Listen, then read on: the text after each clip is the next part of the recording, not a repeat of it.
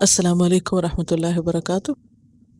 نحمده ونصلی علی رسولہ الکریم، اما بعد فاعوذ باللہ من الشیطان الرجیم، بسم اللہ الرحمن الرحیم۔ رب اشرح لی صدری ویسر لی امری واحلل عقدۃ من لسانی یفقہوا قولی۔ لا یغرنک تقلب الذین کفروا فی البلاد۔ لا یغرنک، نہ دھوکے میں ڈالے تجھ کو، غین رے غرر، کسی کو غافل پا کر اس سے اپنا مقصد حاصل کرنا، فریب دینا، پھانسنا، تو نہ فریب دے تم کو، نہ دھوکے میں ڈالے تم کو تقلب الذین کفروا، کافروں کا زمین میں چلنا پھرنا۔ تقلب کا لفظ جو ہے یہ قلب سے ہے، قاف لام بے، الٹ پلٹ ہونا یعنی چلنا پھرنا، یعنی تجارت اور کاروبار وغیرہ کو وسعت دینے کے لیے فی البلاد، ملکوں میں۔ عام طور پر ایسا ہوتا ہے کہ جب انسان دین کے راستے پر چلتا ہے تو بعض اوقات ایسی آزمائشیں آتی ہیں کہ دنیاوی کام کاروبار ٹھنڈے پڑ جاتے ہیں، ماند پڑ جاتے ہیں، اور انسان یہ دیکھتا ہے کہ وہ لوگ جو اللہ کو نہیں مانتے اور اس کے نافرمان ہیں وہ خوب ترقی کر رہے ہیں، تو انسان کے دل میں شیطان یہ خیال ڈالنے لگتا ہے کہ پھر اصل کامیاب تو وہ لوگ ہیں جو دنیا کے اعتبار سے کامیاب ہیں اور ان کی تجارتیں اور کام کاروبار خوب پھیلے ہوئے ہیں، ملکوں بچھے ہوئے ہیں۔ تو اس پہ فرمایا کہ تم ان دنیاوی ترقیوں پر یا دنیاوی فائدوں پر دھوکہ نہ کھانا۔ کیوں؟ اس لیے کہ متاع قلیل، یہ بہت تھوڑی متاع ہے۔ دنیا میں جو کچھ بھی ہے وہ آخرت کے مقابلے میں بہت تھوڑا ہے۔ ثم مأواہم جہنم، پھر ان کا ٹھکانہ جہنم ہے۔ اللہ کے سب نافرمانوں کا ٹھکانہ جہنم ہے۔ وبئس المہاد، اور وہ کتنا برا ٹھکانہ ہے۔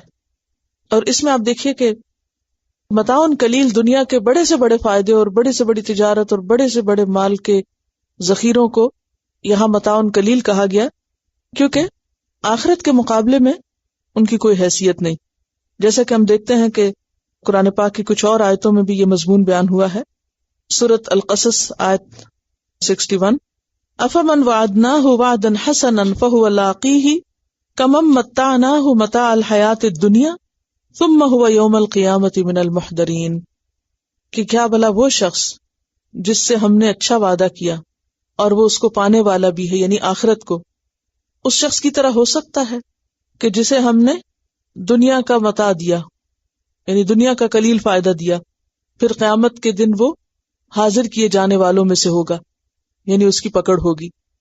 تو ایک طرف وہ شخص ہے کہ جو دنیاوی اعتبار سے بہت فائدے میں ہے، اور دوسری طرف وہ شخص جو اخروی اعتبار سے بہت فائدے میں ہے۔ تو فرمایا کہ اصل فائدے میں وہ ہے جو ہمیشہ کے لیے فائدے میں ہو، نہ کہ وقتی طور پر تھوڑے سے فائدے حاصل کرنے والا ہو۔ لیکن الذین اتقوا، ہمیشہ کا فائدہ کس کا ہے؟ جنہوں نے تقوی اختیار کیا۔ لیکن وہ لوگ جنہوں نے تقوی کیا، ربہم، اپنے رب کا، یعنی اپنے رب سے ڈرتے رہے، لہم جنات، ان کے لیے باغات ہیں، تجری من تحتها الانہار، جن کے نیچے نہریں بہتی ہیں، خالدین فیہا، جس میں وہ ہمیشہ رہیں گے، نزلا من عند اللہ، مہمانی ہے اللہ کے پاس سے، وما عند اللہ خیر للابرار، اور جو اللہ کے پاس ہے وہ بہت اچھا ہے نیکوکار لوگوں کے لیے۔ تو اس سے کیا پتہ چلتا ہے کہ ایک طرف انسان کے سامنے وقتی فوری دنیاوی فائدے ہیں، اور دوسری طرف بعد میں آنے والے ہمیشہ کے لیے رہنے والے آخرت کے فائدے ہیں۔ عام طور پر جب کسی انسان کی دنیا کا نقصان ہوتا ہے تو وہ سمجھتا ہے کہ میری بہت رسوائی ہوئی، یا یہ ہے کہ انسان دنیاوی اعتبار سے جب دنیا کے فائدے حاصل نہیں کر سکتا، اور عموماً انسان جب دنیاوی اعتبار سے کمزور ہوتا ہے یا اگر حق کے ساتھ جینا چاہتا ہے، اللہ کے راستے پہ آنا چاہتا ہے، تو بعض اوقات دنیاوی اعتبار سے انسان کو نقصان بھی ہوتے ہیں۔ ایسے میں دنیا اکٹھی ہو جاتی ہے ان لوگوں کے گرد جن کے پاس دنیاوی فائدے یا دنیاوی مال و متاع بہت ہوتے ہیں۔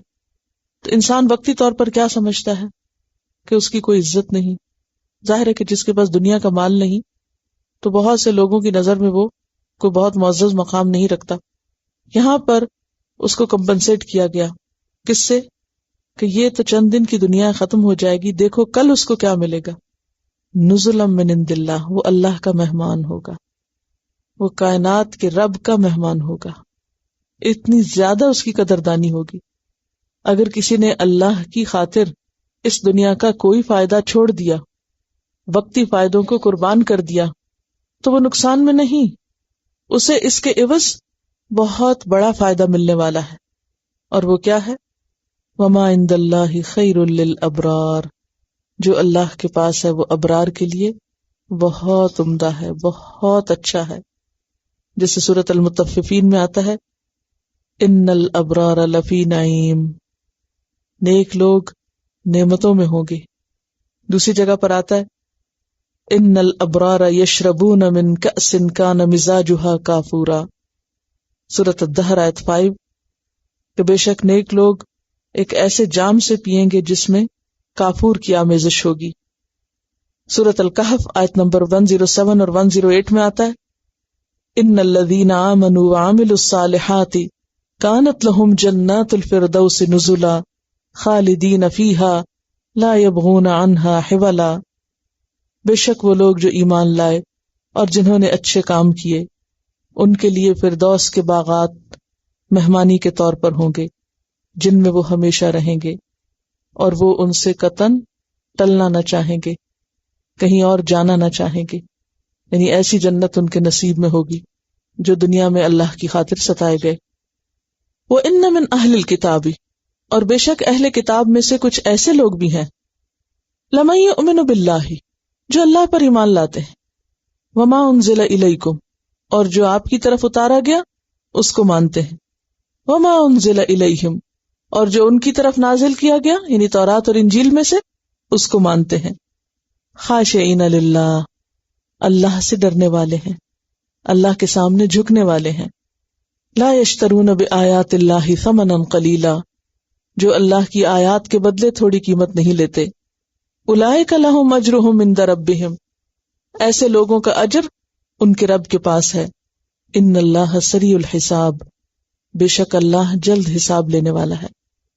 تو اس سے کیا پتہ چلتا ہے کہ اہل کتاب میں سے کچھ لوگ ایسے بھی ہیں کہ جن کے سامنے جب حق آتا ہے تو وہ اسے خوشی سے قبول کر لیتے ہیں.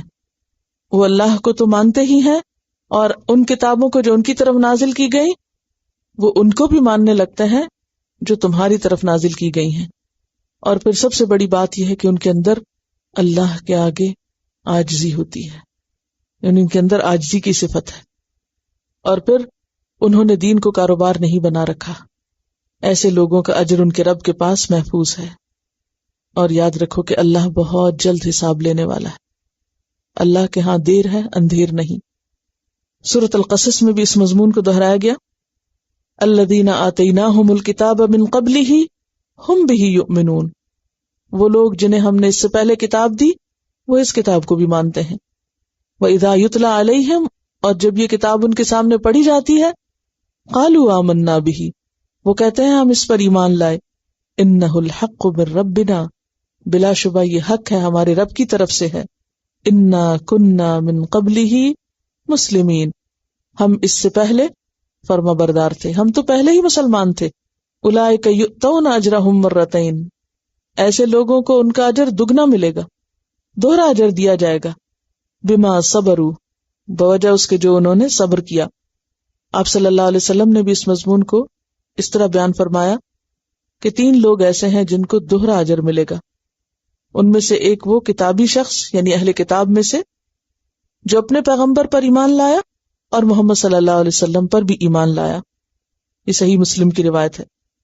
اور ویسے بھی اہل کتاب میں سے بعض لوگوں کی اس طرح تعریف کی گئی. سورۃ الاعراف آیت 159 میں آتا ہے وَمِن قَوْمِ مُوسَىٰ أُمَّةٌ يَهْدُونَ بِالْحَقِّ وَبِهِ يَعْدِلُونَ، کہ قوم موسیٰ میں سے کچھ لوگ ایسے ہیں، ایک جماعت ایسی بھی ہے، یعنی یہود میں سے کچھ ایسے لوگ بھی ہیں یہدون بالحق، جو حق کے ساتھ رہنمائی کرتے ہیں، وَبِهِ يَعْدِلُونَ، اور حق ہی کے ساتھ انصاف کرتے ہیں، یعنی ان کے خیر اور ان کی نیکی اور ان کے اندر جو انصاف ہے اس کی تعریف کی جا رہی ہے. اور سورت کے آخر میں اہل ایمان کو خطاب ہے، یا ایھا الذین آمنوا، اے لوگو جو ایمان لائے ہو، اصبروا، صبر سے کام لو، صبر کرو، وصابرو، اور ایک دوسرے کو صبر کی تلقین کرو، ورابطو، اور ایک دوسرے سے جڑے رہو، واتقوا اللہ، اور اللہ سے ڈرو، لعلکم تفلحون، تاکہ تم کامیاب ہو جاؤ، تاکہ تم فلاح پا جاؤ۔ تو آپ دیکھیے کہ یہ آخری آیت جو ہے یہ سورت کا خلاصہ ہے۔ جو کچھ سورت میں بیان ہوا ہے اس کو چند الفاظ میں دہرا دیا گیا ہے، اور اس میں 2 دفعہ لفظ صبر ہے کہ دنیا میں کامیابی کا راستہ صبر کے ساتھ ہے۔ صبر کا لفظی معنی کیا ہوتا ہے؟ روکنا، باندھنا، اپنے آپ کو روک کے رکھو، اللہ کی اطاعت پر اپنے آپ کو باندھ کے رکھو، اللہ کی نافرمانی سے بچنے کے لیے اپنے آپ کو روک کے رکھو، نفس کی خواہشات پر قابو رکھو۔ اسی طرح تکلیف دہ مواقع پر، مصیبتوں پر، پریشانیوں پر، دکھ دینے والی باتوں پر صبر کرو، صبر سے کام لو، یعنی ایسے ری ایکشن سے بچو کہ جو اللہ کو ناپسند ہو۔ اور صابرہ کا مطلب ہوتا ہے ایک دوسرے کو صبر کے لیے کہنا، یعنی ایک دوسرے کو صبر پہ جما کے رکھنا۔ اصبرو کا مطلب خود صبر کرنا، اور صابرو کا مطلب ایک دوسرے کو صبر پہ جما کے رکھنا۔ جیسے سورۃ العصر میں بھی آتا ہے نا، والعصر ان الانسان لفی خسر الا الذین آمنوا وعملوا الصالحات وتواصوا بالحق وتواصوا بالصبر۔ کیا مطلب ہے اس کا؟ قسم ہے زمانے کی، بے شک انسان نقصان میں ہے سوائے ان لوگوں کے جو ایمان لائے، اچھے عمل کیے اور ایک دوسرے کو صبر کی تلقین کرتے رہے۔ تو اس سے یہ پتہ چلتا ہے کہ صرف خود صبر کر لینا ہی کافی نہیں، بلکہ ایک دوسرے کو جمائے رکھنا بھی ضروری ہے، کیونکہ اگر کسی گروہ میں چند لوگ صبر کرنے والے ہوں اور دوسرے بے صبرے ہوں تو عموماً کیا ہوتا ہے پھر؟ جیسے جنگ احد میں کچھ لوگ تو جمے رہے تھے اور کچھ لوگ بھاگ نکلے تھے، اس سے ایک افراتفری پھیل گئی۔ تو اگر کچھ لوگ بھی ٹرانسگریس کریں تو اس کا اثر سب پر پڑتا ہے۔ تو نقصان سے بچنے کے لیے خود صبر کرنے کے ساتھ ساتھ دوسروں کو صبر کے لیے کہنا اور جما کے رکھنا یہ بے حد ضروری ہے۔ اور یہ معنی بھی ہے کہ ایک دوسرے سے بڑھ چڑھ کے صبر کرو، یعنی صبر کے معاملے میں اپنے سے آگے والے کو دیکھو، کیونکہ ہم عام طور پہ کہتے ہیں آخر کب تک صبر کریں، صبر کی بھی تو کوئی لمٹ ہوتی، صبر کی بھی تو کوئی حد ہوتی۔ تو یہاں کیا کہا گیا؟ صبر کرو، اور صابرو، بڑھ چڑھ کے صبر کرو، مقابلے پہ صبر کرو، اور پھر دشمن کے مقابلے پر بھی صبر کرو۔ اس کے بعد فرمایا ورابطو، رابطو کا لفظ نا ربطہ سے ہے، ریبتے، ربطہ کا مطلب ہوتا ہے باندھنا، گھوڑے کے باندھنے کے لیے بھی استعمال ہوتا ہے اور نفس کو باندھنے کے لیے بھی، یعنی اپنے نفس کو باندھ کے رکھو، یعنی اپنی نیت کو قابو میں رکھو، کہ جب آپ ایک اچھا کام کرنے جا رہے ہوں تو پھر اس وقت اپنی نیت کو باندھنا اور سنبھالنا بھی ضروری ہوتا ہے۔ اس کے بعد جہاد کے لیے جو تیاری ہے اس کی طرف بھی توجہ دلائی جا رہی ہے۔ پھر اسی طرح باہمی انسانی رابطے جو ہیں وہ بھی اس سے مراد ہیں کہ باہم ایک دوسرے کے ساتھ جڑ کر رہو، جس میں صلہ رحمی بھی آتا ہے، رشتے ناتوں کا خیال بھی آتا ہے، اور دوسرے انسانوں کے ساتھ حسن سلوک اور بہتر رویہ بھی آتا ہے۔ یعنی رابطو کا لفظ جو ہے یہ بہت ہی جامع لفظ ہے۔ اس میں آپ دیکھیے کہ خود کو باندھ کے رکھنا، یعنی یہ بھی ایک طرح سے صبر ہی کا مترادف ہو گیا، یعنی صبر میں بھی خود کو باندھنا ہے اور رابطو میں بھی باندھنا ہے، یعنی سیلف کنٹرول کی بات آ رہی ہے کہ اپنے آپ کو باندھ کے رکھو۔ اور پھر اگر ساز و سامان تیار کرنا ہے تو مراد یہ ہے کہ پوری تیاری سے رہو، کیونکہ توکل اس وقت تک ہو نہیں سکتا جب تک کہ انسان سامان یا اسباب فراہم نہ کرے۔ اور پھر انسان کسی بھی میدان میں اکیلے کامیاب نہیں ہوتا، بلکہ اس کے لیے کیا ضروری ہوتا ہے؟ باہم رابطہ۔ مثال کے طور پر آپ دیکھیں خاندانی نظام میں کہ جہاں فیملی بونڈ مضبوط ہوتا ہے وہاں کیا حالات ہوتے ہیں، اور جہاں فیملی کے لوگ ایک دوسرے کو نہیں پوچھتے تو وہاں حالات کیا ہوتے ہیں۔ مثلا آپ دیکھیں نا، گھروں میں اختلافات ہوتے ہیں، جھگڑے ہوتے ہیں، لڑائی ہوتی، بہن بھائیوں میں، بچوں میں۔ ایک گھر میں ماں باپ کے ہوتے ہوئے بچے آپس میں لڑتے ہیں، نہیں، چھوٹے چھوٹے بچے لڑ رہے ہوتے ہیں۔ اب آپ دیکھیں کہ اگر ماں باپ سر پر ہوں تو وہ کیا کرتے ہیں؟ چھڑاتے ہیں یا نہیں؟ یا کہتے ہیں لڑتے رہیں بے شک، ہم تو سو رہے ہیں؟ نہیں، وہ بیچ میں پڑھتے ہیں، ان کو پکڑتے ہیں، جو زیادتی کر رہا ہے اس کو سمجھاتے ہیں، ان ایڈجسٹمنٹ کراتے ہیں سب. یہ چھوٹے لیول پہ جو لڑائیاں نا یہ ختم نہیں ہو جاتی ہیں. جو انسان بڑا ہوتا چلا جاتا ہے تو اس کی شکلیں بدلتی چلی جاتی ہیں. پھر انسان جب بڑا ہوتا ہے، شادی ہوتی ہے، شادی کے بعد بھی جھگڑے لڑائیاں ہوتے رہتے ہیں. اب آپ دیکھیں کہ وہ خاندان جہاں خاندان والوں کا آپس میں ایک بونڈ ہوتا ہے، مثلا ماں باپ جب تک سر پر ہوتے ہیں تو وہ ایک بچوں کو سمجھاتے بجھاتے رہتے ہیں، آپس میں ایک دوسرے سے اچھا سلوک کرنے کے لیے کہتے ہیں. ماں باپ اگر نہ ہو، فوت ہو جائیں یا ویسے نہ ہو، تو پھر اگر بہن بھائی آپس میں جڑے ہوئے ہوں تو کیا کرتے ہیں؟ ایک دوسرے کی مدد کرتے ہیں نا. جس کی ذاتی ہو اس کو سمجھاتے ہیں، جس کے اوپر ظلم ہو رہا اس کو بچاتے ہیں. یعنی آپ نے دیکھا ہوگا کہ جن فیملیز کے اندر ایک خاندانوں کا آپس میں بونڈ مضبوط ہوتا ہے، یعنی بہنوں پہ کوئی پریشانی ہے تو بھائی کام آتے ہیں، بھائیوں کی کوئی مشکل ہے تو بہنیں سپورٹ بنتی. اور پھر اس کے بعد یہ نہیں صرف بہن بھائی، چچا ماموں خالہ، یہ سارے، یعنی کہ جہاں انسانوں کے باہم روابط اچھے ہوں وہاں عام طور پر ظلم کے مواقع کم ہوتے ہیں. پھر جہاں یہ روابط مضبوط نہیں ہوتے اور لوگ کٹے ہوئے ہوتے ہیں، بکھرے ہوئے ہوتے ہیں، تو پھر اس میں ایک دوسرے کو سمجھانے والا، سنبھالنے والا اور جوڑ کے رکھنے والا نہیں ہوتا کوئی.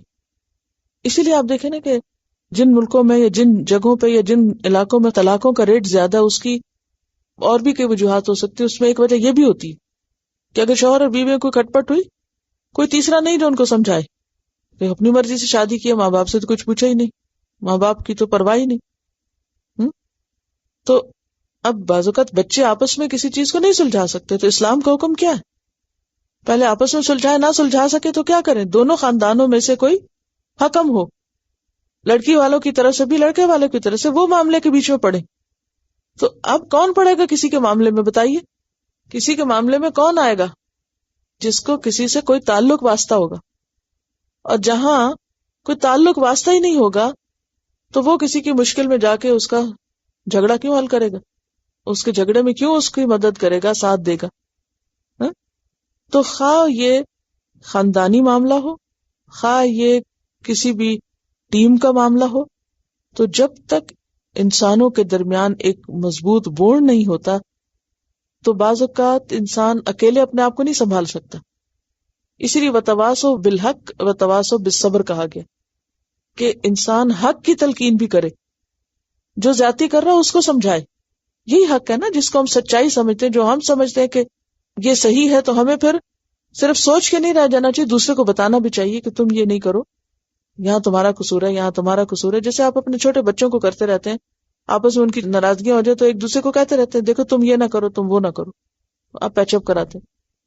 تو اسی طرح یہ انفرادی لیول سے لے کر پوری امت مسلمہ تک یہی اصول دیا جا رہا ہے کہ آپس میں ان کی جو ٹائز ہیں وہ مضبوط ہونی چاہیے، اختلاف اور تفرقہ سے بچنا چاہیے. تو ایک سیلف کنٹرول کے معنوں میں، اچھی نیت کے معنوں میں، دوسرے آپس کے تعلقات کی مضبوطی کے معنوں میں. پھر اسی طرح رباط کے کچھ اور معنی بھی حدیث میں بیان کیے گئے ہیں. مثلا صحیح مسلم میں آتا ہے ناگواری کے حالات میں وضو کرنا. جب دل نہ چاہ رہا ہو، سردی لگ رہی ہو مثلا، یا کوئی بیماری ہو، تو اس وقت وضو کرنا، مسجدوں میں زیادہ دور سے چل کر جانا، ایک نماز کے بعد دوسری نماز کا انتظار کرنا، اس کو بھی رباط کہا گیا. یہ کیسے رباط ہے؟ اس میں باندھنے کا کیا مفہوم ہے؟ ناگواری کے حالات میں وضو کرنا، اس کو رباط کہا گیا. کیسے رباط ہے؟ بعض اوقات ایسا ہوتا ہے کہ آپ کا نیکی کو دل چاہ رہا ہوتا ہے، آپ نیکی کر رہے ہیں، ٹھیک ہے، سلسلہ چل رہا ہوتا ہے. پھر بیچ میں نا انسان کے دل میں کچھ ایسی آ جاتی ہے چیز، انسان کے لیے نیکی کرنا مشکل ہو جاتا ہے. اچھا، یہ وہ موقع ہے اگر انسان اپنے آپ کو نہ سنبھالے تو وہاں گرتا کہ دوبارہ اوپر نہیں چڑھ سکتا. مثلا آپ کا نہیں دل چاہ رہا وضو کرنے کو، اب وضو نہ کرنے کا مطلب کیا؟ نماز نہ پڑھنا. اگر ایک دفعہ آپ نے یہ تار توڑ دی، یہ حرمت توڑ دی کہ آپ نے وضو نہیں کیا اور نماز نہیں پڑھی، نماز چھوڑ دی، پھر کیا ہوگا؟ اس کے بعد اگلی نماز کے وقت پڑھیں گے اٹھ کے، پھر اور دل پیچھے چلا جائے، پھر اور سستی ہو جائے گی. پھر کچھ نمازیں گزرنے کے بعد تو انسان کہے گا اچھا چلو پھر دیکھیں گے، پھر توبہ کر لیں گے، پھر پڑھ لیں گے. میں کبھی سوچتی ہوں نا کہ اتنی ساری چیزوں میں وضو کرنے کو، اور وہ بھی ناگواری کے وقت وضو کرنے کو رباط کیوں کہا گیا؟ کیونکہ آپ دیکھیے کہ یہ بھی تو صبر ہی کی ایک قسم ہے نا، کہ انسان اپنے آپ کو اطاعت پر جما کے رکھے، چاہے دل چاہ رہا ہے یا نہیں چاہ رہا، تھکے ہوئے ہیں یا بعض اوقات عام حالات میں تو آپ بڑی اچھی طرح کام کر لیتے ہیں، لیکن جب آپ پہ نیند کا غلبہ ہوتا ہے اس وقت کوئی آپ کو آ کے کہ اچھا نماز پڑھ لو پہلے، تو وہ کتنی بھاری ہو جاتی ہے۔ یا یہ کہ اسی طرح کی کوئی طبیعت کی خرابی ہے یا سستی ہے یا کسل مندی ہے، تو ایسے موقع پر وضو کرنا، اور پھر مسجدوں میں زیادہ دور سے چل کے جانا۔ زیادہ دور سے چل کے جانے کو رباط کیوں کہا گیا؟ کیونکہ جب قریب ہوتی ہے مسجد تو انسان چلا ہی جاتا ہے، اب 5 منٹ کی تو بات ہے میں ابھی ہو کر آتا ہوں، لیکن جب دور جانا تو پھر انسان کیا کرتا ہے؟ سستی آ جاتی ہے۔ تو اس میں بھی کیا ہوتا ہے، ایک دفعہ آپ مسجد میں نماز نہ پڑھیں تو پھر کیا ہوگا؟ سستی ہوتی جاتی، پھر انسان کہتا ہے اچھا چلو گھر میں پڑھ ہی لیتے نا، گھر میں پڑھ لیتے ہیں، پھر مرکز سے چھٹ گیا۔ اچھا اسی طرح ایک نماز کے بعد دوسری نماز کے انتظار کو بھی رباط کہتے ہیں، اس میں بھی ایک کنیکشن ہے۔ ایک نماز پڑھ لی، پھر دھیان کس میں لگ گیا؟ اگلی نماز، پھر اگلی، پھر اگلی، یعنی وہ ایک سرکل بن جاتا ہے۔ تو ایک نیکی دوسری نیکی کو جنم دیتی ہے۔ اگر نیکی میں انقطاع ہو جائے اور نیکی میں بریک آ جائے تو اس کا نقصان کیا ہوتا ہے؟ اگلی بھی نہیں ہو پاتی۔ ان کا سوال یہ ہے کہ اگر کسی وقت انسان بہت تھکا ہوا اور اپنے اوپر جبر کر کے نماز پڑھ رہا ہے اور اس کو کوئی دھیان توجہ پوری طرح نہیں ہو رہی، کیونکہ جسمانی تھکاوٹ ہے، یہ کیسے ہر ایک پہ ایسی کیفیات گزرتی ہیں، تو کیا اس نماز کا اجر ہوگا؟ انشاءاللہ ہوگا۔ اس وقت اگر خشوع و خضوع کا اجر نہیں بھی تو مشکل سے پڑھنے کا اجر ضرور ہوگا انشاءاللہ، کیونکہ جو کام جتنی مشکل سے کیا جاتا ہے اس کا اجر بھی اتنا زیادہ ہوتا ہے۔ چلیے میں آپ کو خلاصہ بتاؤں گی اب سورت کا، کہ سورت میں کیا تھا، ٹھیک ہے؟ پوری سورت کا اوور ویو آپ کر لیں گے۔ جیسے کہ آپ کو پہلے بھی بتایا گیا تھا کہ سورت آل عمران جوڑا ہے سورت البقرہ کے ساتھ مل کر، اسی لیے ان کو نبی صلی اللہ علیہ وسلم نے زہراوین کہا تھا، اور قیامت کے دن بھی ان کے پڑھنے والوں کو یہ صورتیں بادلوں کی شکل میں ڈھانپیں گی، 2 بادلوں کی شکل میں یا 2 پرندوں کے جھنڈ کی شکل میں آئیں گی۔ دونوں صورتوں میں بہت سی چیزیں باہم مربوط بھی ہیں۔ سب سے پہلی بات یہ کہ آغاز دونوں کا الف لام میم سے ہوا ہے، حروف مقطعات سے، اور دونوں کا اختتام دعا پر ہوا ہے، یعنی دعاؤں کا حصہ آخر میں آیا ہے۔ پھر اس میں آپ دیکھیے کہ اس صورت میں بنیادی طور پر 2 بڑے مضامین کا ذکر ہوا ہے۔ نمبر 1 حق پر ثبات، ثبات کس کو کہتے ہیں؟ ثابت قدمی، حق پر ثبات فکری طور پر، اور دوسرا ہے حق پر ثبات عملی طور پر، یعنی حق پہ جمنا فکری طور پر۔ فکری طور پر کس طرح؟ عقیدے کی درستگی کے ساتھ، اللہ سے مضبوط تعلق کے ذریعے، اور عملی طور پر یا داخلی طور پر اپنے اندر کی کمزوریوں کو دور کر کے۔ پھر اس میں ہم دیکھتے ہیں کہ 2 بڑے واقعات کا ذکر بھی ہے۔ پہلا واقعہ وفد نجران کی آمد کا اور اس سے متعلق بہت سی آیات، اور دوسرا واقعہ غزوہ احد سے متعلق۔ وفد نجران باہر سے آیا تھا اور غزوہ احد اندر ہوا تھا، تو اس سے کیا پتہ چلتا ہے کہ ایمان پر قائم رہتے ہوئے انسان کو بعض مشکلات باہر سے آتی ہیں اور بعض مشکلات اپنے اندر سے آتی ہیں۔ ثبات کے لیے یا ثابت قدمی کے لیے ضروری ہے کہ انسان باہر کی اور اندر کی دونوں طرح کی جو مشکلات ہیں ان پر قابو پائے۔ سورت کی ابتدا میں آپ دیکھیے کہ اللہ تعالیٰ کا تعارف کرایا گیا، اللہ لا الہ الا هو الحی القیوم نزل علیک الکتاب بالحق مصدقا لما بین یدیہ، یعنی اللہ تعالیٰ کی صفات کا بیان ہے، عقیدہ توحید کو مضبوط کیا گیا ہے، یعنی ایمان کے ذریعے۔ تو ثابت قدمی کے لیے سب سے پہلی بات یہ کہ انسان کے اپنے اندر جماؤ ہونا چاہیے، ایمان مضبوط ہونا چاہیے۔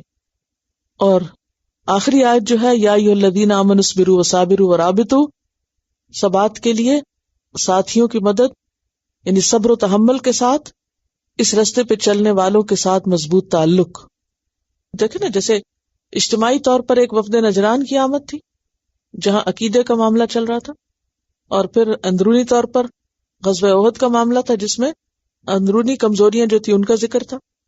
پھر انڈیویجول لیول پر سورت کے آغاز میں اللہ کی ربوبیت اور اللہ کی وحدانیت اور حی قیوم ہونے کو واضح کیا گیا، اور آخر میں باہم مسلمانوں کو آپس میں ایک دوسرے کے ساتھ تعلقات درست رکھ کے صبر اور مصابرت اور رابطے کی طرف متوجہ کیا گیا کہ یہ وہ ذریعے ہیں جس سے انسان کو ثابت قدمی نصیب ہوتی. یعنی دین پر ثابت قدمی کس سے ہوگی؟ ایک طرف اللہ سے مضبوط تعلق حبل من اللہ، اور دوسری طرف حبل من الناس، بندوں کے ساتھ مضبوط رابطہ، ہم خیال اور ہم سوچ لوگوں کے ساتھ مضبوط رابطہ. پھر اس میں آپ دیکھیے کہ کچھ عوامل کا ذکر کیا گیا کہ جو انسان کو بھٹکانے کا یا رستے سے ہٹانے کا ذریعہ بن سکتے ہیں. ان میں سے خاص طور پر قرآن پاک کی آیات محکمات اور متشابہات کا ذکر ہے. محکمات انسان کو کیا کرتی ہیں؟ محکم رکھتی ہیں، اور متشابہات میں پڑھنا انسان کے بھٹکنے کا ذریعہ ہو سکتا ہے. اور پھر اس کے لیے دعا سکھائی گئی، ربنا لا تزغ قلوبنا بعد اذ ہدیتنا. تو اس کا تعلق بھی کس سے ہے؟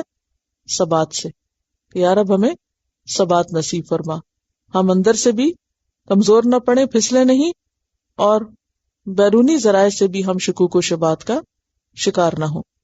پھر اس کے بعد جنگ بدر کی مثال دی گئی، قد کان لکم آیۃ فی فئتین التقطا، کہ تمہارے لیے بہت بڑی نشانی ہے دو گروہ جو آپس میں ملے ہیں ان کے اندر. تو وہ نشانی کیا تھی؟ اس میں بڑی نشانی یہ ہے کہ تھوڑی تعداد والے بھی مضبوط ایمان کے ساتھ بڑی تعداد پر غالب آ سکتے. یہ بہت بڑی نشانی ہے کہ کس طرح اللہ تعالیٰ اقلیت کو اکثریت کے اوپر کیا دیتا ہے. ٹھیک، تو یہ ایک نشانی ہے نا. ایسی نشانی اور ایسے واقعات کیا کرتے ہیں؟ انسان کو ثبات دیتے ہیں نا. یعنی اگر آپ دیکھیں تو اوور آل آل عمران کا جو مضمون ہے وہ صبر و ثبات ہے، یعنی استقامت دین پر. اور اس میں ایسے واقعات کا ذکر کیا گیا جو انسان کو جماتے ہیں. تو غزوہ بدر کو پڑھ کے تو انسان کے اندر کیا جذبات پیدا ہوتے ہیں؟ ایک قوت محسوس ہوتی ہے نا، انسان کو جماؤ نصیب ہوتا ہے کہ وسائل اگر کم بھی ہوں لیکن اگر ایمان مضبوط ہو تو اللہ اپنے بندوں کی مدد فرشتوں کے ساتھ بھی کرتا ہے. ہاں، آپ اس قابل ہو، اپنے اندر وہ صلاحیت پیدا کرو کہ آپ اللہ کے پیارے. اس میں پھر حضرت عیسیٰ علیہ السلام کی مثال بھی دی گئی کہ کس طرح اللہ تعالیٰ نے عیسیٰ علیہ السلام کو اٹھا لیا، انڈیویجول کو کیسے اٹھایا، کیسے مدد کی، اور 313 کی کیسے مدد کی. اور اس کا رابطہ سورۃ البقرہ سے کہاں ملتا ہے جا کے، کہ طالوت کے ساتھیوں کی کس طرح مدد کی. اور پھر اندرونی ثبات کے لیے کیا حکم دیا گیا؟ یا ایھا الذین آمنوا اتقوا اللہ حق تقاتہ ولا تموتن الا وانتم مسلمون. آخری لمحے تک تمہیں مسلمان رہنا ہے. یہ بھی ثبات اور ثابت قدمی کب تک؟ آخری لمحے تک. پھر آپ دیکھیں انڈیویجول لیول پر تقویٰ کے بعد پھر اجتماعیت، واعتصموا بحبل اللہ جميعا ولا تفرقوا. یعنی اب آپ دیکھ رہے ہیں، غور فکر فرما رہے ہیں کہ کس طرح اندرونی ثبات، بیرونی ثبات، اندر کا ایمان پختہ اور باہر کی مدد، آپس کا اتفاق اور اختلاف سے بچنا، انڈیویجولز کی مدد اللہ نے کیسے کی اور گروہوں یا جماعتوں کی مدد اللہ نے کیسے کی. تو یہ جو استقامت ہے اور یہ ثبات ہے، یہی بیسیکلی سورت کا مضمون ہے. پھر اسی طرح ہم دیکھتے ہیں کہ اللہ تعالیٰ منع کرتے ہیں وَلَا تَكُونُوا كَالَّذِينَ تَفَرَّقُوا وَاخْتَلَفُوا. کس چیز سے روکا گیا؟ تفرقے سے اور اختلاف سے. کیوں روکا گیا؟ کیا وجہ؟ تفرقہ اور اختلاف کیا کرتا ہے؟ ثبات ختم ہو جاتی ہے، آپ کا جماؤ دین پر ختم ہو جاتا ہے، جیسے جنگ احد میں ہوا. اور پھر صبر کی بہت زیادہ بات ہے، اور پھر ربانی کی بھی بات ہے، ربیوں کی بھی بات ہے. تو ربیون کثیر جو تھے وہ کامیاب ہوئے اگرچہ وہ قلیل تھے. صفت کیا تھی ان کی؟ وما ضعفوا وما استکانوا. نہ وہ ارادے کے کمزور تھے اور نہ ہی انہوں نے سستی دکھائی تھی. واللہ یحب الصابرین. اور اللہ صبر کرنے والوں سے محبت رکھتا ہے. کیسے صبر کرنے والے؟ کہ جب ان پر کوئی خوفناک خبر آتی ہے تو وہ کیا کہتے ہیں؟ حسبنا اللہ ونعم الوکیل. تو اللہ تعالیٰ اس کے بدلے میں ان کو کیا دیتا ہے؟ فانقلبوا بنعمۃ من اللہ وفضل لم یمسسہم سوء واتبعوا رضوان اللہ واللہ ذو فضل عظیم. کہ مشکلات میں اگر انسان اللہ کا دامن تھام لے اور اللہ کو اپنی مدد کے لیے کافی سمجھے تو پھر اللہ بھی اس کی مدد کرتا ہے. پھر آپ دیکھیے کہ کچھ ایسی وجوہات کا بھی ذکر کیا گیا ہے اس صورت میں کہ جو انسان کے ثبات کو کمزور کر دیتی ہیں. اور وہ کیا ہے؟ زُيِّنَ لِلنَّاسِ حُبُّ الشَّهَوَاتِ مِنَ النِّسَاءِ وَالْبَنِينَ وَالْقَنَاطِيرِ الْمُقَنطَرَةِ، یہ دنیا کی جو زینت ہے اور دنیا کی جو رونقیں ہیں، ان کی جو محبت ہے وہ عام طور پر انسان کے اندر کمزوری پیدا کر دیتی، انسان کو ہلا دیتی. ہاں، اگر انسان ان چیزوں کو بھی صحیح نیت کے ساتھ اور صحیح جگہ استعمال کرے تو یہ چیزیں بھی پھر کیا بن جاتی ہیں؟ ثبات کا ذریعہ بن جاتی ہیں، ثابت قدمی کا ذریعہ بن جاتی ہیں. کس طرح؟ اچھی بیوی ہو تو وہ انسان کو دین پر چلنے میں مددگار ہوتی ہے، نیک اولاد ہو تو وہ انسان کے لیے صدقہ جاریہ کے علاوہ اس کو سپورٹ دیتے ہیں، یعنی نیکی کے اوپر مددگار ہوتی ہیں. پھر اسی طرح مال ہے تو خیر کے راستے میں مال جو ہے وہ انسان کے لیے قوت کا ذریعہ بنتا ہے.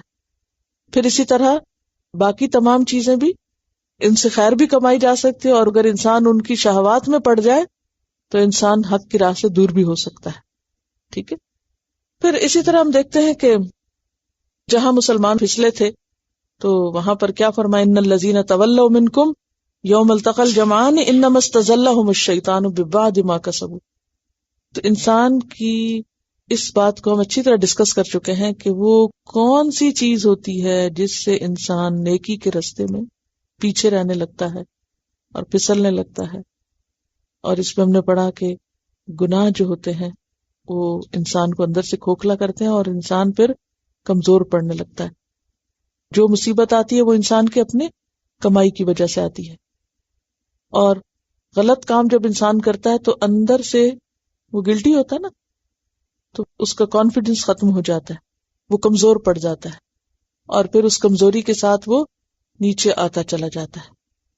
تو اس لیے انسان کو غلطیوں سے بچنا اور گناہوں سے بچنا اور غلط کاموں کو چھوڑنا جو ہے وہ بھی ضروری ہے تاکہ اللہ کی مدد اس کے ساتھ آئے. اور انسان جتنی بھی کوششیں کر لے پھر بھی اس سے غلطیاں ہو جاتی، تو اس لیے ہمیں اس صورت میں کئی دعائیں بھی سکھائی گئی. ربنا لا تزغ قلوبنا کے علاوہ پھر دعا ہے الذین یقولون ربنا اننا آمنا فاغفر لنا ذنوبنا وقنا عذاب النار. اور پھر ذنوبنا و اسرافنا والی دعا جو ہے وہ پیچھے گزر چکی ہے. پھر انک جامع الناس لیوم لا ریب فیہ ان اللہ لا یخلف المیعاد قل اللہم مالک الملک تؤتی الملک من تشاء وتنزع الملک ممن تشاء وتعز من تشاء وتذل من تشاء بیدک الخیر انک علی کل شیء قدیر.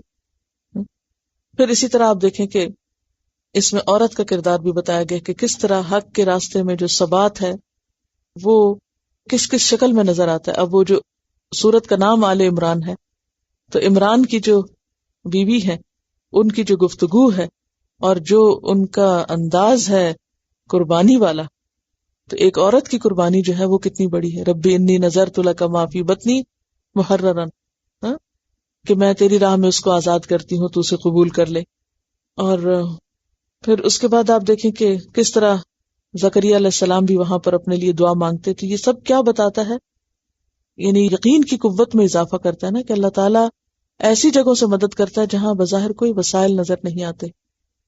حضرت عیسیٰ علیہ السلام کی ولادت بذات خود ایک معجزہ ہے کہ کس طرح باپ کے بغیر اللہ نے ایک بچہ پیدا کیا. تو جو رب ایسا کر سکتا ہے، جو رب بڑھاپے میں زکریا علیہ السلام کو اولاد دے سکتا ہے، جو رب مریم کو اپنی خدمت اور عبادت کے لیے قبول کر سکتا ہے، کیونکہ اس پوری تاریخ میں کوئی مثال نہیں ملتی کہ کسی عورت کو اس کام کے لیے قبول کیا گیا اور یہ پھر عورت کو چنا گیا ہو. ان اللہ اصطفاکی وطہرکی واصطفاکی علی نساء العالمین. تو ان کا یہ چنا جانا کس وجہ سے تھا؟ ان کی والدہ کی حق پر، نیکی اور خیر پر ثبات کی وجہ سے، کیونکہ اس وقت بنی اسرائیل میں جو اخلاقی حالات تھے وہ بہت دگرگوں تھے. اور اسی لیے وہاں زکریا علیہ السلام کہتے ہیں کہ یرثنی ویرث من آل یعقوب واجعلہ رب ردیا، کہ یا رب انی خفت الموالی من ورائی، اپنے پیچھے اپنے کنبے کی فکر ہے کہ یہ دین کے راستے پہ قائم نہیں رہیں گے، تو مجھے ایسا بیٹا دے کہ جو ان کو سنبھالے، یعنی ان کے دین کی حفاظت کرے. پھر آپ دیکھیں کہ حق پہ ثابت قدم رہنے کے لیے کچھ طریقے بتائے گئے کہ کیا کیا کام کرو گے تو حق پہ ثابت قدم رہو گے، جس میں وَلْتَكُم مِّنكُمْ أُمَّةٌ يَدْعُونَ إِلَى الْخَيْرِ وَيَأْمُرُونَ بِالْمَعْرُوفِ وَيَنْهَوْنَ عَنِ الْمُنكَرِ، نیکی کی طرف بلانا اور برائی سے روکنا، خیر کی طرف لوگوں کو اکٹھا کرنا، اچھائی کی طرف لوگوں کو دعوت دینا، یہ جب انسان دوسروں کو دعوت دیتا ہے تو کیا ہوتا ہے، وہ خود بھی قائم رہتا ہے، خود اس کے اپنے لیے بھی قائم رہنے کا ایک ذریعہ بن جاتا ہے. اور پھر انڈیویجول لیول پر اللہ کے آگے گڑ گڑانا اور رونا اور دعائیں مانگنا، الذین یذکرون اللہ قیاما وقعودا وعلی جنوبہم، کھڑے بھی بیٹھے بھی لیٹے بھی، کسی حال میں اپنے رب کو نہیں بھولتے، اپنا تعلق جو ہے وہ اپنے رب سے مضبوط رکھتے ہیں. اور پھر آپ دیکھیں کہ سورت میں جو پہلا حصہ ہے جو عقیدے سے متعلق ہے، جس میں وفد نجران سے بات کی گئی ہے، تقریباً نصف وہ بنتا ہے، اور پھر باقی نصف جو ہے وہ غزوہ احد کے اوپر بات ہے، جس میں اندرونی کمزوریاں جو ہیں یا اخلاقی کمزوریاں جو ہیں ان پر بات کی گئی ہے. اور جو عقیدے سے متعلق حصہ ہے اس میں اگر آپ آیات کو دیکھیں تو توحید کی بات ہوگی، شہد اللہ انہ لا الہ الا ہوا والملائکۃ واولو العلم قائما بالقسط ان الدین عند اللہ الاسلام من یبتغی غیر الاسلام دینا فلن یقبل منہ. اور اس طرح کی تمام چیزیں جو ہیں وہ جو دین اسلام کی سچائی اور حقانیت ہے اس پر بات آتی ہے. پھر اس کے بعد آپ دیکھیں کہ اہل کتاب کو بہترین طریقے سے دین کی دعوت دی گئی، یا اہل الکتاب تعالوا الی کلمۃ سواء بیننا وبینکم، یعنی احسن طریقے سے دین کی طرف بلانا. یا اہل الکتاب لم تحاجون فی ابراہیم وما انزلت التوراۃ والانجیل الا من بعدہ افلا تعقلون. پھر اس کے بعد آپ دیکھیں کہ اہل کتاب کے کچھ رویوں پہ یہاں پر تنقید کی گئی، جو سورۃ البقرہ میں بھی کی گئی تھی. لم تلبسون الحق بالباطل، حق کو باطل کے ساتھ کیوں ملاتے ہو. لم تکفرون بآیات اللہ، نہیں بہت سی آیات میں یا اہل الکتاب کہہ کے بھی خطاب کیا گیا ہے، اور اس سے مسلمانوں کو کیا سکھانا مقصود تھا کہ تمہیں یہ کام نہیں کرنے جو اہل کتاب کریں، اور ان کی اصلاح بھی مقصود تھی. پھر اس میں آپ دیکھیے کہ قرآن پاک کا عدل اور اعتدال دیکھیے کہ اہل کتاب کی تعریف بھی کی گئی. وَمِنْ أَهْلِ الْكِتَابِ مَنْ إِنْ تَأْمَنْهُ بِقِنْطَارٍ يُؤَدِّهِ إِلَيْكَ، کہ ان میں سے بعض لوگ ایسے ہیں کہ اگر ان کو تم ایک ڈھیر مال بھی دو تو وہ تمہارے طرف واپس لوٹا دیں گے، اور ان میں سے بعض ایسے ہیں کہ ایک دینار بھی دو تو وہ واپس نہیں کریں گے. اور پھر اسی طرح لیسوا سواء من اہل الکتاب امۃ قائمۃ یتلون آیات اللہ، یہ سب برابر نہیں، ان میں سے کچھ لوگ ایسے ہیں جو راتوں کو کھڑے ہو کے اللہ کو یاد کرتے ہیں اور اللہ کی آیات کی تلاوت کرتے ہیں. یعنی کتنا عدل و انصاف ہے.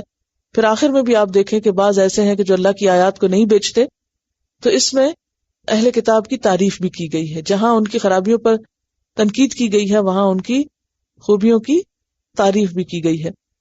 اور پھر اس بات سے بھی روکا گیا ہے کہ اندھا دھند انسان کسی کی پیروی کرے. یا ایھا الذین آمنوا ان تطیعوا فریقا من الذین اوتوا الکتاب یردوکم بعد ایمانکم کافرین.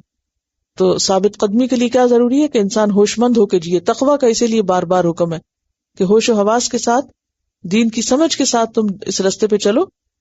اور پھر اختتام پہ آپ دیکھیں کہ پھر ثابت قدمی کا سبق ہے اور حوصلہ افزائی کی گئی ہے کہ وَإِن تَصْبِرُوا وَتَتَّقُوا لَا يَضُرُّكُمْ كَيْدُهُمْ شَيْئًا. اور پھر یا ایھا الذین آمنوا اصبروا وصابروا ورابطوا واتقوا اللہ لعلکم تفلحون. اور بلا ان تصبروا وتتقوا ویأتوکم من فورہم ھذا یمددکم ربکم بخمسۃ آلاف من الملائکۃ مسومین. اور پھر دعائیں مانگنے کی طرف متوجہ کیا گیا اور اللہ کی طرف رجوع کرنے کی بات ہے کہ سارعوا الی مغفرۃ من ربکم، یعنی مغفرت کی طرف دوڑو، یعنی دعا مانگتے وقت اللہ سے بخشش چاہنے کے لیے سستی نہ کرو. اور پھر ولا تہنوا ولا تحزنوا وانتم الاعلون ان کنتم مؤمنین. اور پھر یہ ہے کہ آزمائش تو آئے گی اس راستے میں. ام حسبتم ان تدخلوا الجنۃ ولما یعلم اللہ الذین جاہدوا منکم ویعلم الصابرین. اور پھر لتبلون فی اموالکم وانفسکم، کہ تمہیں اس راستے میں آزمائشوں کا سامنا ہوگا، اور اگر آزمائشوں کے موقع پر تم نے صحیح طریقہ اختیار کیا، صبر سے کام لیا، ثابت قدمی اختیار کی، تو اس کا فائدہ کیا ہوگا؟ اللہ کی مدد تمہاری طرف آتی چلی جائے گی. اور صبر اور تقویٰ میں پھر لیڈرشپ کا جو کردار ہے وہ بھی بتایا گیا کہ فَبِمَا رَحْمَةٍ مِّنَ اللَّهِ لِنْتَ لَهُمْ، کہ لیڈرشپ کی کوالٹیز کیا ہیں کہ لوگوں کے ساتھ نرمی کے ساتھ معاملہ ہو، اور اگر ان سے غلطی ہو جائے تو ان کو معاف کر دیا جائے اور ان کو معاملے میں مشورے میں شامل رکھا جائے. پھر اسی طرح کچھ ایسی چیزوں سے پھر بچنے کو کہا گیا کہ جو انسان کے اندر کمزوری پیدا کرتی ہے، اور وہ مال کی محبت، اور اسی لیے ربا کی حرمت کا پھر اس میں بھی ذکر آیا کہ ربا چھوڑ دو. اور اس کے ساتھ یہ ہے کہ اس صورت میں خاص طور پر عورت کا جو کردار ہے وہ بہت خوبصورت طریقے سے اجاگر کیا گیا ہے. اور یہ صورت جو ہے بیسیکلی اگر دیکھا جائے تو آل عمران ایک عورت کی کہانی ہے، اور ایک عورت کی ثابت قدمی اور کردار اور اخلاق اور دین پر جماؤ کی بات ہے. اور اسی لیے پھر اس کے بعد اگلی صورت ہے ہی النساء. ٹھیک، اب عورت کا کردار اور ان اللہ اصطفیٰ کی بالکل ایک پیک پہ نظر آتا ہے. اللہ نے چن لیا، پاک کیا، سارے جہان کی عورتوں میں چن لیا. اور پھر اس سارے واقعے کا ذکر کرنے کے بعد آگے پوری سورت النساء کے نام سے آ رہی ہے. تو انشاءاللہ تعالی النساء پڑھیں گی. ٹھیک ہے، تو کیا سمجھ آیا سورت آل عمران سے؟